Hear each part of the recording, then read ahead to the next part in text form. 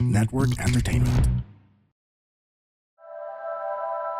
This episode may cover sensitive topics like sexual assault, domestic violence, and stalking, which could be triggering. While we recognize the challenges this content may pose, we advise you to prioritize your safety and well-being.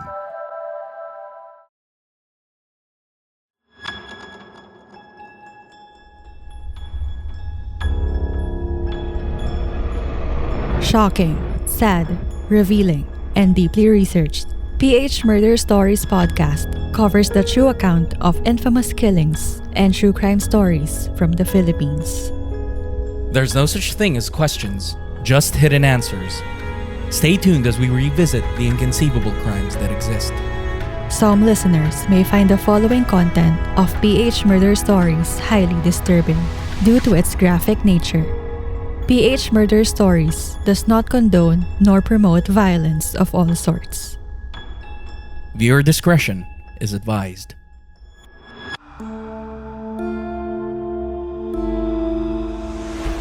The upcoming 2025 midterm elections are near, which means the future of our leaders will be based on our votes this coming May. Through the years, there have been various incidents or initiatives from well-known or infamous politicians that broke or paved the way for their careers in public service. On April 23, 2012, a supposedly peaceful dismantling of a wet market quickly escalated into violence, resulting in 1 death and 40 injured people after the informal settlers of the Silverio Compound, fearing that they would lose their homes, confronted the police along Sucat Road in Parañaque City. The sole casualty was Arnel Leonor, a 19-year-old resident of the said residential compound, lying on the pavement with a fatal gunshot wound in the head. The police brought him to the nearest medical facility, but he was declared dead on arrival. This violent demolition in Parañaque City sparked discussions that highlighted the complex issues surrounding urban development, housing rights, and the need for more humane and inclusive approaches to addressing informal settlements. You're listening to the PH Murder Stories podcast. This is the 15th episode of Season 4.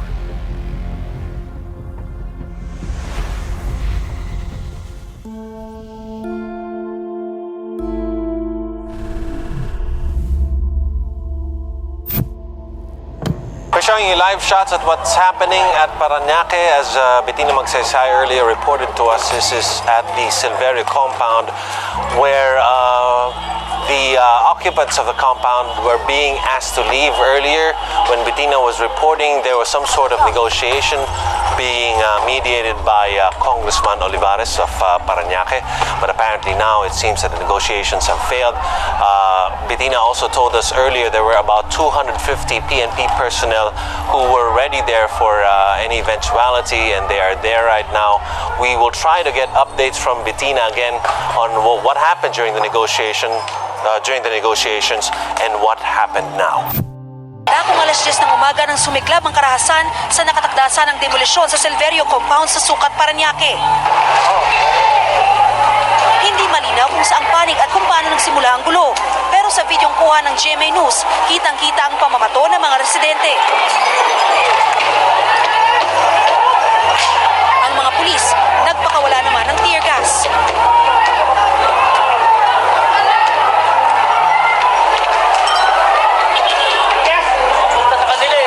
Pero dahil papunta sa panig ng pulis at mga nag-cover na media ang hangin, sila, pati na kami at hindi ang mga residente ang napuruhan ng tear gas.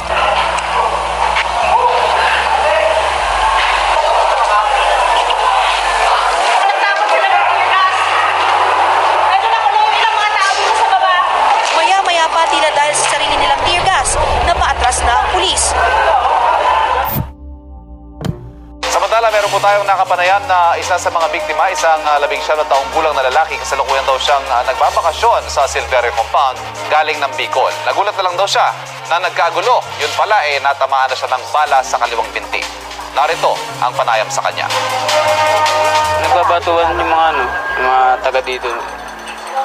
Tapos nagpapaputok na yung mga pulis.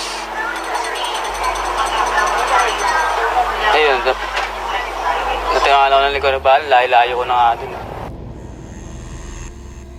The Parañaque City Council authorized the local government to expropriate a 9.7-hectare property in Barangay San Isidro through City Ordinance 806 in 2003.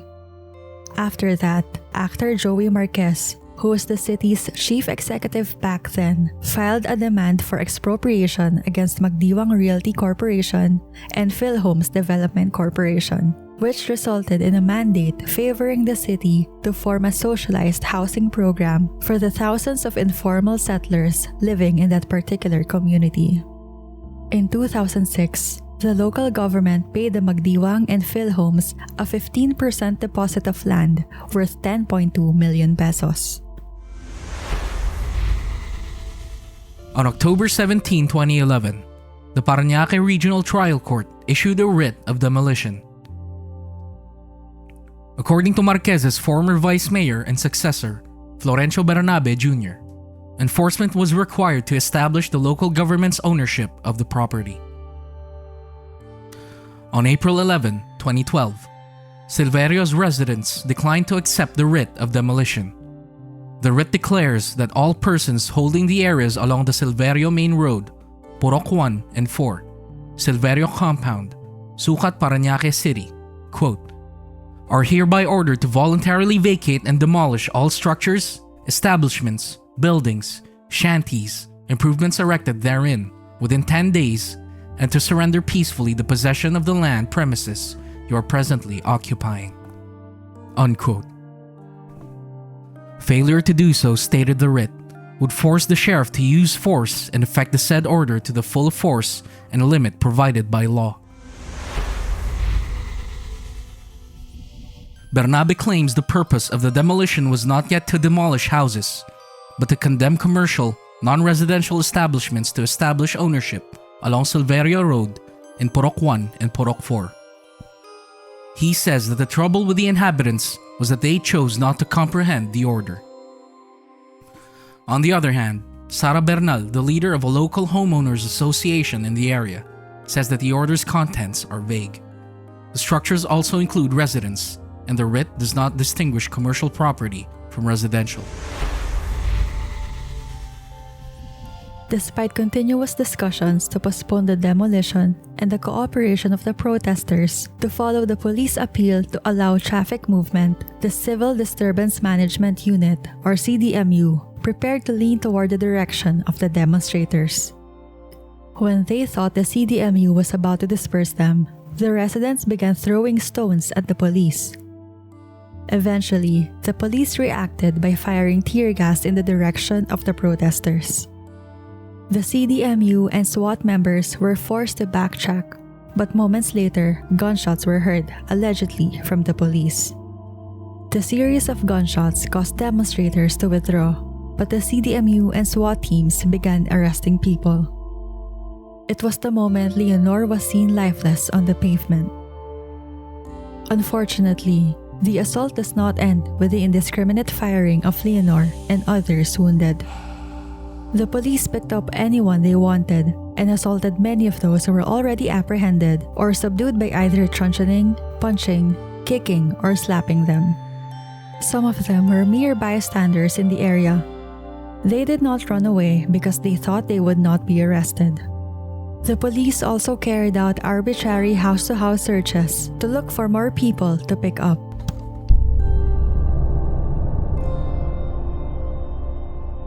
Based on the National Bureau of Investigation's initial autopsy, the bullet that killed 19-year-old Arnel Leonor possibly came from a 9mm or .38 revolver, distinctly different from the M16 rifles carried by the Special Weapons and Tactics of the Parañaque City Police. The agency also reported that one arrested resident tested positive for a gunshot residue during the paraffin test. However, they remained uncertain about who fired and hit the victim in the head. Department of Justice Secretary Francisco Baraan III sought NBI to investigate probable criminal charges against those responsible for the death of Leonor and the wounding of 30 individuals. Leonor was given a hero's burial by the Silverio residents and his supporters 6 days after his sudden demise. They vowed to fight until justice is served to the young victim and all the victims of demolition in their community. According to locals in the area, both parties could have prevented the bloody incident if Bernabe had not diverted the initial agreement between the residents and Marquez. The entire 9.7 hectare was supposed to be used for socialized housing, and the 28,000 families occupying the property will amortize the land to the local government. But Bernabe changed the plan by reducing the lot for socialized housing to 3 hectares and pushed to build 32 medium-rise condominiums that can only cater to some 1,900 families. Bernabe at the time was said to be eyeing a public-private partnership project with SM Development Corporation to form a mixed commercial complex including a mall and a condominium to the remaining 6.7 hectares of the property in an attempt to attract private investors in the city.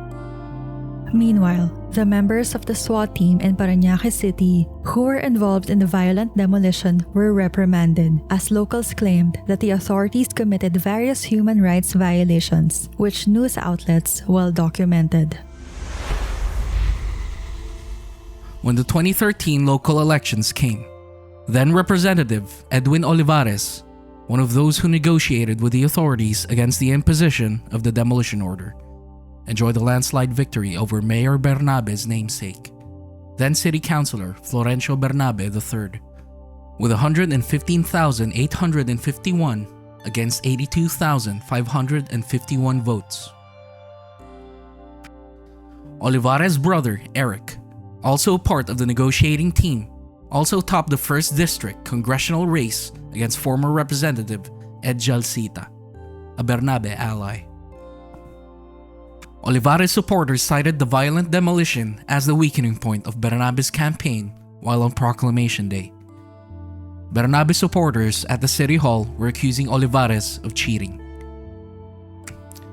The older Bernabe tried to regain his former post to Olivares during the 2019 local elections, but failed by a large margin, making this an example of how the people can get back at politicians.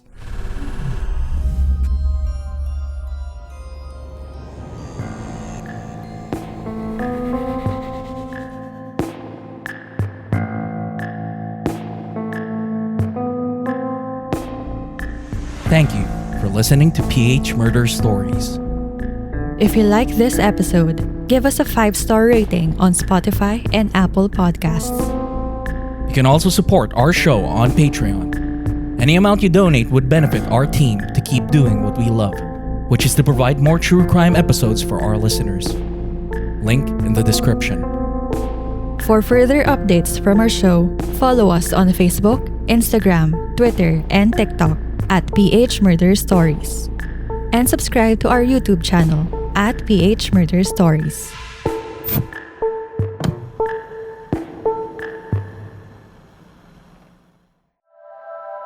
The opinions of podcast creators, hosts, and guests are not necessarily reflective of the official stance of the Pod Network Entertainment, its hosts, or other network programs.